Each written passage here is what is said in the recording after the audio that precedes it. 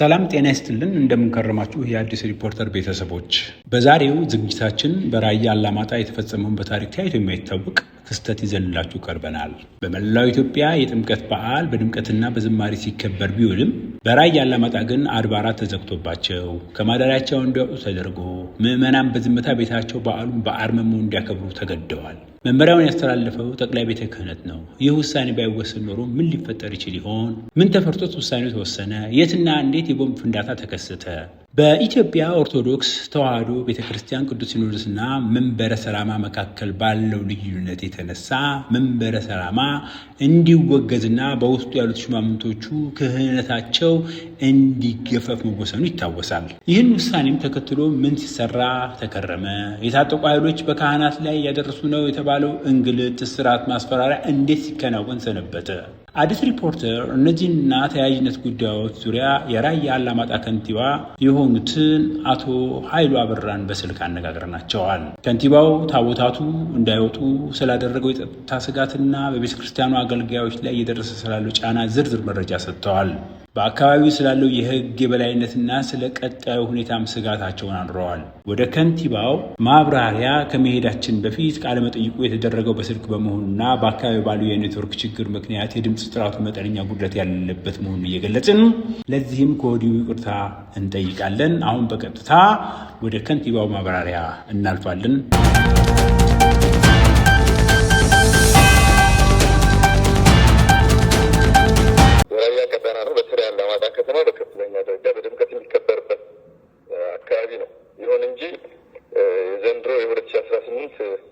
የጥምቀት በዓልና የከተራ በዓል አልተከበረም። ያልተከበረበት ዋናው ምክንያት የራያ ሀገረ ስብከት ቀደም ሲል ኮማንድ ፖስቱ በደብዳቤ ጠይቆ ነበር። ኮማንድ ፖስት ማለት ያው መከላከያና ፌዴራል ኮማንድ ፖስት ነው ያለው እዛው አካባቢ። የታቦት ማደሪያው ጦር ካምፕ ሆኗል። የትግራይ ኃይሎች የጦር ካምፕ አድርገውታል። የታቦት ማደሪያው እሱ ብቻ አይደለም፣ ትምህርት ቤቶችን በሙሉ ያው ካምፕ አድርገዋቸዋል። አሁን ግን የጥምቀት በዓል እንዳይከበር እንቅፋት ያደረገው የታቦት ማደሪያ ቦታ ላይ የጦር ካምፕ በመሆኑ ታቦት ማደሪያ ቦታ አልተገኘም፣ የለም።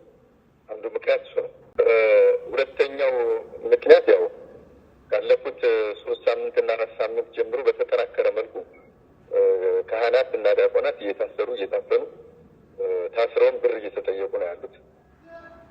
ብዙ እስከ 100,000 150,000 ድረስ የከፈሉበት ሁኔታ ነው ያለው። የቤት ፕላን ሁሉ አስይዘው እስከ መውጣት የደረሱ አሉ። አሁንም በእስር ላይ የሚገኙ አሉ። የመታሰራቸው ዋና ምክንያት ደግሞ በመንበረ ሰላማን ተቀበሉ። የራያና አካባቢው ማህበረሰብ ከኢትዮጵያ ኦርቶዶክስ ቤተክርስቲያን መነጠል አይፈልግም። ያው የኢትዮጵያ ኦርቶዶክስ ቤተክርስቲያን ስር ሆኖ ለዘመናት የመጣና አሁንም ያለ ነው። እያንዳንዱ ሀገረ ስብከት ተጠሪነቱ ለክልል ሳይሆን ለጠቅላይ ቤተ ክህነት። ስለዚህ ይሄ ማንነት ጥያቄ ያለባቸው እነዚህ 6 ወረዳዎች አላማጣ ከተማ፣ ራያ አላማጣ፣ ራያ ባላ፣ ወፍላ፣ ኮረም ከተማና ዛታ ናቸው። የእነዚህ ወረዳ ህብረተሰብ ራሱን መንበረ ሰላማ ብሎ ለሚጠራው አካል በሱ ስር እንድንሆን አንፈልግም። እኛ የምናምነው አንድ መንበር፣ አንድ ሲኖዶስ፣ አንድ ፓትርያርክ ብለን ነው የምናምነው። ከዚህ ውጭ የሆነውን ራሱን መንበረ ሰላማ ብሎ የሰየመውን አካል ግን አንቀበልም። አንደኛ የማይቀበልበት ምክንያት መንበረ ሰላማ የሚባለው ቡድን ህገወጥ ቡድን ነው። ይህን ህገወጥ ቡድን ደግሞ የኢትዮጵያ ኦርቶዶክስ ቤተክርስቲያን አውግዛለች። ስልጣነ ክህነታቸውን ሁሉ ተነስቷል። ስለዚህ ህዝብ ደግሞ አባት ይፈልጋል። አባት ሊኖረው ይገባል። መብት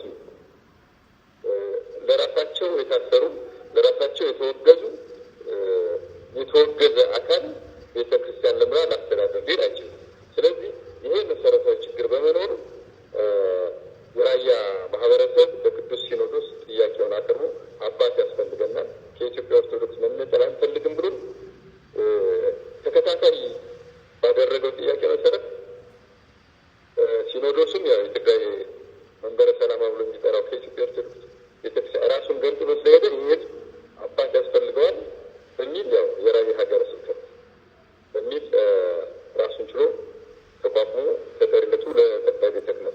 ይሄን ጥያቄ ያደረገው ህዝብ በህዝብ ግፊት ነው የተደረገው። ይሄ ህዝብ ነው የስድስቱ ወረዳ ህዝብና ካህናት ወኪሎች አዲስ አበባ ድረስ መጥተው ነው የጠየቁት ይሄን ጥያቄ። ምክንያቱም የሚታወቅ ነው በግልጽ ያኛው ከኢትዮጵያ ኦርቶዶክስ ቤተክርስቲያን ተረድቷል። ስለዚህ ቅዳሴያችሁ በምንድን ነው ማለት ነው አሁን የምታካሄዱት? በአማርኛ ነው። እሱ አሰር ነው። አሁን ቋንቋ ላይ አይደለም መሰረታዊ ችግር ነው። መሰረታዊ ችግር እየሆነ የመጣ አንደኛ የዶግማ የቀኖናና የትውፊት ልዩነት መጣ። እነሱም በግልጽ አስቀምጠውታል። የኢትዮጵያ ኦርቶዶክስ ቤተክርስቲያን ስንነበር የዶግማ የቀኖናም የትውፊትም ልዩነት አለን ብለዋል። ይህ መሰረታዊ ልዩነት ይህ እምነት መሸርሸር መጥቷል ማለት ነው። ሁለተኛው ህዝቡ በጣም ያዘነበትና ያልተቀበለበት ለትግራይ ምንም ካላደረገች ድንግል ማርያም ለትግራይ የታገለች ሞንጆሪኖ ትበልጥብናለች ነው ያለው። ማን ነው ይሄንን ያለው? ያው መንበረ ሰላማ ናቸው እዛ መጥተው በጽሁፋቸው። ይህኛ ህዝብ ደግሞ ምንድን ነው ያለው? እንዴ ከየትኛውም ፍጥረት በላይ ድንግል ማርያም ለኛ ትበልጥብናለች፣ ሞንጆሪኖማ ለኛ ጉዲት ነች። ምንም ከምንድን ነው የምታወዳድሩት ነው የህዝብ ጥያቄ። ይሄን የምታወሩት በስልክ ነው? በምንድን ነው የምትነጋገሩት የነበረው? ይሄ ጽሁፍ ላይ የሚለቀቁት ነው የበተኑት ወረቀት ነው። እነሱ የበተኑት ወረቀት ላይ እነሱ ከበተኑት ወረቀት ያ ነገር ደግሞ ህዝቡ ደርሶታል። ያን ብቻም ሳይሆን ይሄ መንበረ ሰላማ የሚባለውን ቡድን ያቋቋመው ሰረቀ ብርሃን የሚባለው ሰውዬ የኋላ ታሪኩና አሁን ያለበትን ሁኔታ በመረጃና በማስረጃ ተደግፎ ለህዝቡ ቀርቧል። ያው ቀደም ሲል አሁን ያሉት ፓትርያርክ አቡነ ማትያስ አግደውታል። ሰውዬው እኮ ተወግዟል። መጀመሪያም ቢሆን በችኩልነቱና በእንትኑ ታግዷል። ተባሮ አውስትራሊያ ሄደ። ከአውስትራሊያ ነው እንደገና ደግሞ መጥቶ ቤተክርስቲያንን እያመሰ ያለ ሰረቀ ብርሃን የሚባለው ራሱን መንበረ ሰላማ ብሎ ማስቀመጠ። አንተ የሚሏቸው ክህነታቸው ስለተነሳ ነው። አዎ እንዴ ከጥቁና እስከ ጵጵስና ያለው ስልጣነ ክህነቱ ተነሷል ከተባለ እንዴት እንትን ልበል። ሌላው መሰረታዊ ልዩነት እየመጣ ያለው አሁን የቤተክርስቲያን ጸሎት ሲደረግ ቅዳሴ ሲደረግ ለሀገሪተ ኢትዮጵያ ብሎ ነው አይደል የሚወርደው? ይሄ ተሰርዞ ለሀገሪተ ትግራይ ብሎ ነው የሚመጣው። መሰረታዊ ልዩነት ነው። ስለዚህ ይሄንንም አትቀበሉም እናንተ? እንዴ አሁን ለእኛ ምን እየሆነ መጣ መሰለህ? ከተራ የማንነት ጥያቄ አልፎ የህልውና ጥያቄ የህይወት ጥያቄ ሁሉ ነው ሆነ የመጣበት። የህይወት ማለት ምን ማለት ነው? የነፍስን በቃ እንግዲህ የምታምንበትን ነገር የሚሸረሸርብህ ከሆነ በነፍስም በስጋም ነው እየተጎዳ የምትመጣው። አዛካከል ስለዚህ በዚህ ልክ ነው ልዩነት እየተፈጠረ የመጣው። በነበረው ዝም ብሎ ባለበት ቢቀጥል ብሎ ያን ያክል ችግር ባልነበረ ነበር። ከኢትዮጵያ ኦርቶዶክስ ባይገነጠሉ ባለበት ቢቀጥል ተጠሪነቱ ለጠቅላይ ቤተ ክህነት እስከሆነ ድረስ የትም ይሁን የትም ብዙ መሰረታዊ ችግር አልነበረም።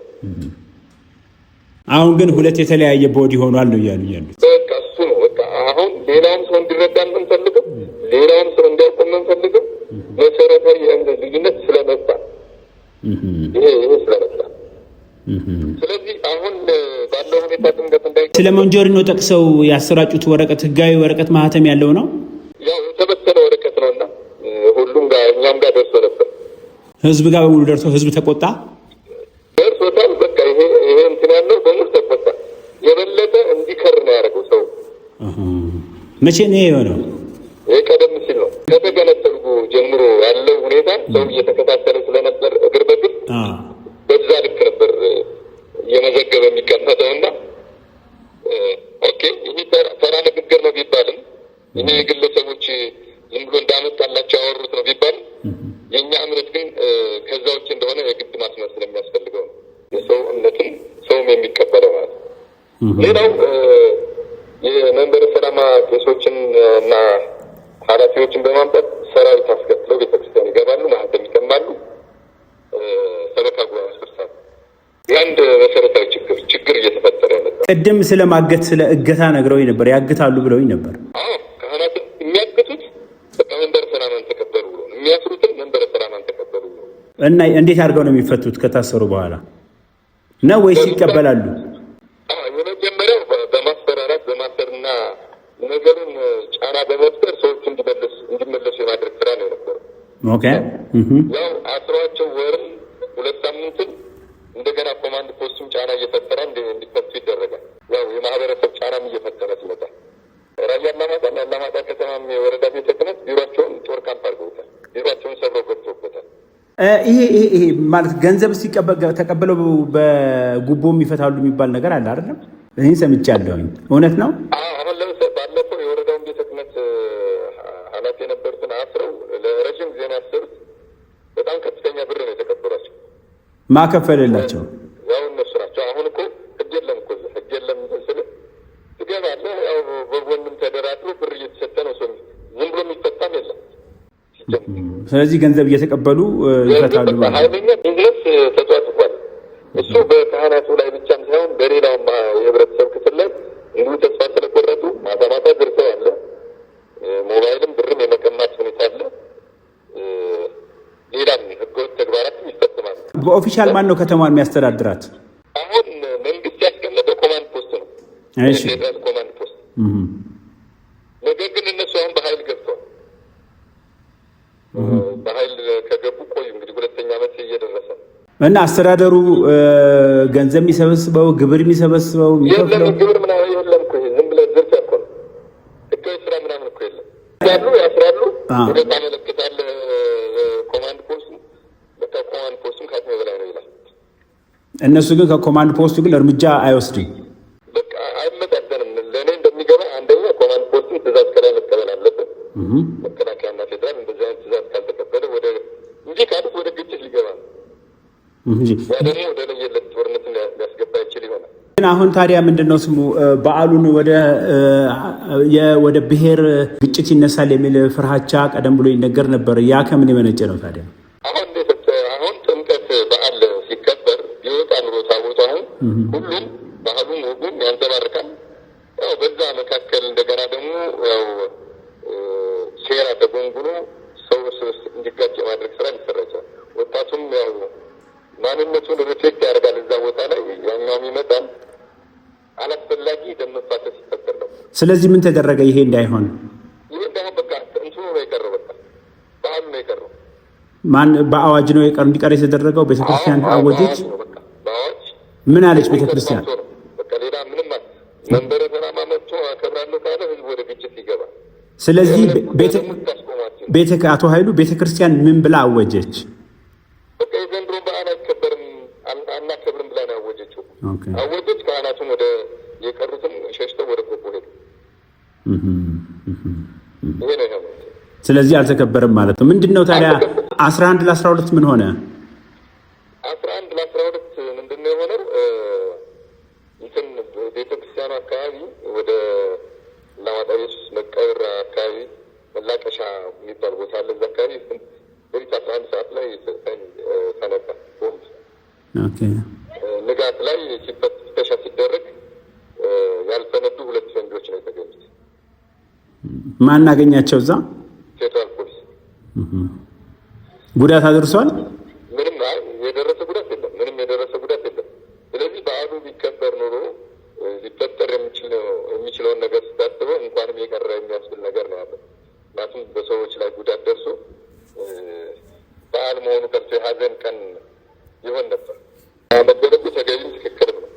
እናም አሁን በዚህ ሁኔታ ከሆነ ምን ይሆን ነው የምትሉት እናንተ? በዚህ መቀጠል አይችልም መቼም። አንድ ነገር የሆነ ነገር መፈጠር አለበት እና ምን ይሆን ነው የምትሉት? ህግ ማስከበር ነው እንግዲህ አንዱ መሰረታዊ ችግር እኮ ህግ ሊከበር ባለመቻሉ ነው። እነሱም ደግሞ ያው አገሪቱ ያለችበትን ሁኔታ ክልሉም ያለበትን ሁኔታ በሚገባ ስለተገነዘቡ እንደፈለጉ የሚፈነጩትም ለዛ ነው።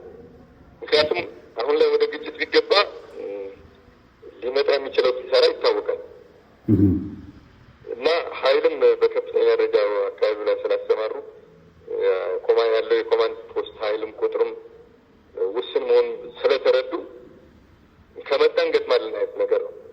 ይሄ ነው አሁን ወደዛ ጫፍ እየወሰዳቸው ያለው። እንግዲህ አሁን 7ኛው ሀገራዊ ምርጫ ልኬያለሁ።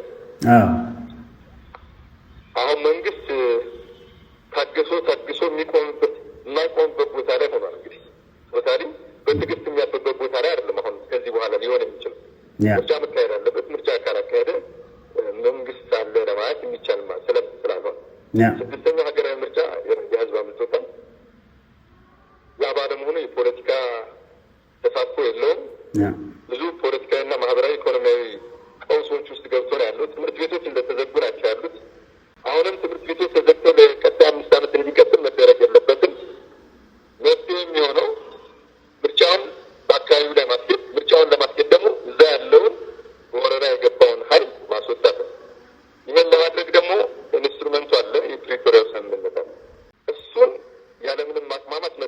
እስቲ የፕሪቶሪያ ስምምነት ብዙ ሰዎች ወደ በየራሳቸው ፍላጎት እየተረጎሙት ነው።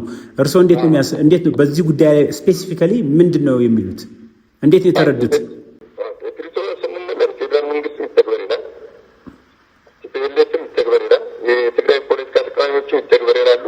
ሁሉም ወደሚመስላቸው ነው ትርጉም እየሰጡ ይሄዱ ያሉ። የእርስዎ መረዳት ምንድን ነው? የእኛ መረዳት ኦልሬዲ ክሊርሊ ተቀምጧል። ስምምነቱ ላይ ኮንቴስትድ ኤሪያ ተብሎ ተቀምጧል። የውዝግብ አወዛጋቢ ቦታዎች ተብሎ ተለይቶ ተቀምጧል።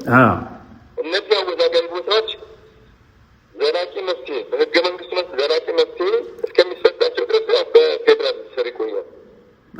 ስለዚህ ያ ተግባራዊ ሁን ነው እናንተ የምትሉት አሁን ጥሪያችሁ? ይህ ከሆነ ደግሞ አሁን ምንድን ነው እኛ የግድ በኃይል የተያዘ በኃይል ይመለስ የሚል ነገር ማለት አቋም ማለት ነው። ትግራይ የሚፈልገው ነው ይሆን፣ ከፈለገ ወደ ትግራይ ይሆናሉ ካለ ይሁን፣ ችግር የለውም። ግን የህዝብ መብት መጠበቅ መቻል አለበት። በጥያቄ ነው መጣቸው ስላወቁት ነው የፕሪቶሪያ ስምምነት ይተግበር የሚል ማጭበርበሪያቸው ፍላጎት አለ። ሁሉ ትግራይ ፖለቲከኞችን ደግሞ ቲፒኤልኤፍ ወይም ጊዜ አስተዳደሩ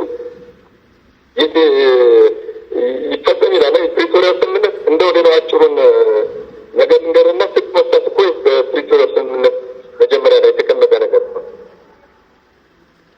የታለፈ ጽፈት ይህ ከዚህ እኮ ነው የሚጀምረው። የመጀመሪያውን ግን ስቅ መፍታት። ሁለተኛው አሁን ተፈናቃይን የማስገባት ጉዳይ ነው። የኛ መጀመሪያው እንዲሆን ተፈናቃይ አልነበርም። የነበረውም ደንግጦ ሄደውም ገብቷል። አሁን ከዛም አልፎ ሰራዊት ነው የገባው። ስለዚህ ወልቃይት ላይ ተፈናቃይ ይግባ ይባላል። ወልቃይት ላይ እንደ ራያ እንዳይጫወቱበት ጥንቃቄ ማድረግ መቻል አለባቸው።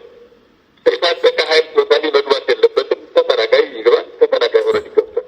ስለዚህ ምንድን ነው ነጻና ገለልተኛ ከአማራም ከትግራይም ውጭ የሆነ አካል ገብቶ ህዝቡ የሚፈልገውን እንዲወስን ሁኔታዎችን ማመቻቸት ዘላቂ መፍትሄ ነው። ፕሪቶሪያ ስምምነት ላይ የሚለው ደግሞ የአወዛጋቢ ቦታዎችን በህገ መንግስቱ መሰረት ጥያቄያቸው በዘላቂ እስከሚፈታ ድረስ ኮንቴስትድ ኤሪያ ተብሎ ይያዛሉ። ስለዚህ ማንም ስልጣን አይኖረውም። ይህን መተግበር ላይ ነው አሁን ችግሩ። እዚህ መፍትሄ ምንድን ነው እንግዲህ ፌዴራል መንግስትም ተግበር እያለ የትግራይ ሌላም ተግበር እያለ ያስማሙት አካላት አለ። ዓለም አቀፍ ማህበረሰብ የአፍሪካ ህብረት ይሁን ሌሎች ይዞ ይህ ነገር ለህዝቡ ለመላ ኢትዮጵያ ሊገባው ሊረዳው የሚችለው ግልጽ አድርጎ የሚጎዳን የሚሆን የሚጠቅመንም ይጠቅመን እሱን አምኖ መቀበል። ከዛ ውጭ ግን ሌላ